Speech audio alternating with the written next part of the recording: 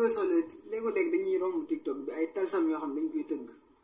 léegi nag ñoo xam ci am tiitaange lool ndax mën nga indi ay leer yu jëm ci yooyu bu ko defee ñu jeexalee foofu rek. waaw loolu nag na si nit ñi def attention bu baax a baax a baax parce que talsam dafa doy waar talsam dafa nekk loo xamante ne lu doy waar parce que talsam boo xoolee siin bu ne jinne nga ca moo xam nga xam ko moo xam nga ñàkk koo xam am na talsam bu ñu wax yaa tas la mu sax sam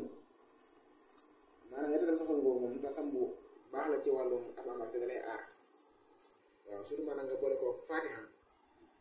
nga bi ñaata xam sax sam 80 fois di ko sangoo baax na mais nag gars yi di moytu TikTok loolu gis rek utiliser ko parce que am na ñoo xamante ni day jël benn day jël man nag dama defaa sax lu di gis yoo xamante ne damay leeral lii ku ko jëfandikoo maanaam waxuma la maanaam tëju sax mais di nga tëju boo xamante yow sax doo xam lan la parce que am yow day doomu aadama xaatim bu damm sax moo gën a bon te des fois damay gis ni dugal benn xaatimu salas wala xaatimu xamas wala alpha bi demee noonu moo ko xoolee maa xaatim dam boo xam ne moo ci wax loo xam ne damay leeral lii amul moo tax nag nit ñi di moytu di jël ci talsam yooyu wala ci xarit ñu dugal TikTok parce que lu baax kenn du ko dugal ci ay TikTok di ko kii nii ndax man su ma yoree loo xamante man dama ci faj doomu aadama yi bari dugal TikTok day mel ne soo xam ne ma kaa weer lu ma ko def mais nag gars yi di moytu nag maanaam lu ñu gis TikTok rek jël ko di ko utiliser wala benn boo gisee mu leen lii wér na nga dem ci benn koo xam ne xam na ko wala borom xam-xam mu leeral la ne lii de ak lii ak lii ak lii des fois damay gis nit sax des fois damay dégg ñu ne nopp ay nopp nangam sangam mercatréer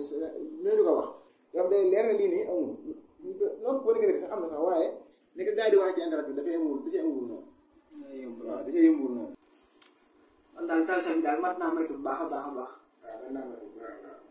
bu ko defee mbokk yi mu ngi noonu Cheikh Abdou Dieng borom def gis képp koo xamante ne bëgg na ko gis rek mën na ko fekk fii ci Touba Sam muy koo xam ne ku yàlla may leen ci wàllum asraar muy koo xam ne ku yàlla may leen ci wàllum asraar kon képp koo xamante ni jokk na ko rek duggare ci incha allah mën ngeen a jokk moom ci numéro yooyu nga xam ne moo nekk ci écran bi di 76 776 13 37 muy koo xam ne ku yàlla may leen ci wàllum asraar kon incha allah mbokk yi moo ngi noonu mu nekkoon émission bi nga xamante ne dikkoon nañu fekk